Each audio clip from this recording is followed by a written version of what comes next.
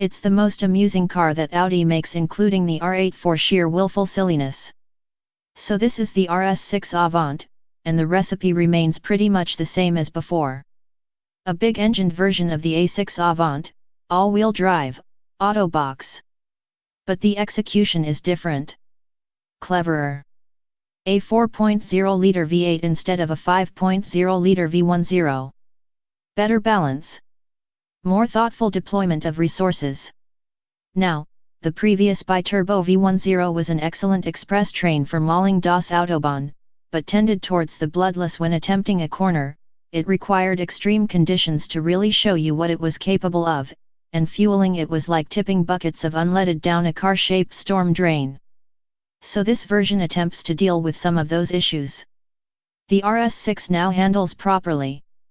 The engine is short, only 497 mm, compared with the old V10, and some clever positioning of bits means that the RS6 now has a much improved balance front to rear.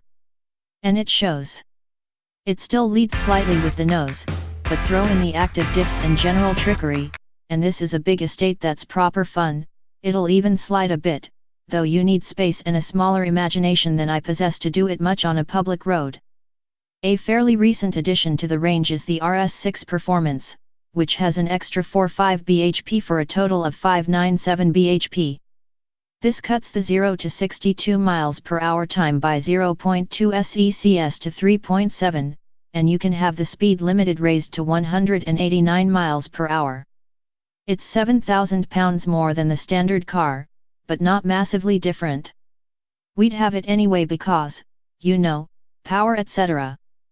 Built from granite made to look like plastic. This is an interior other manufacturers should worship. Massively practical because it is just so massive. Use this car every day and love it. Kill the Labrador accidentally with strenuous acceleration, make the kids go blue with fright, it's all good. Of course, adding lightness is good for efficiency, and the new RS6 is a decent chunk more fuel efficient than the old version, up to 30%, or part of that is down to clever aircon and thermal management, but there's also COD, cylinder on demand, tech in the engine, which we've seen before on various cars.